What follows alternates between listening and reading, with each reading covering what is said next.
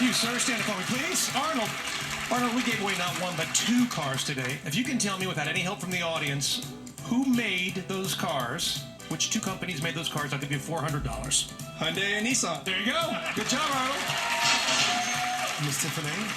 Sylvia. Hi, stand up for me, please. Sylvia, I'm going to have you close your eyes. You are dressed as ketchup. If you can tell me without any help, nobody say anything, is there anyone in the audience dressed as a hot dog? If you answer correctly, I'll give you $400. Yes, there is. Yes, you are right. Got the hot dog right over there. Good job, Nice Sylvia. job. Everybody, thank you so much. From Kat, Tiffany, Jonathan, myself, and our first responders. Thank you so much for watching Let's Make a Deal. We'll see you next time. Bye-bye.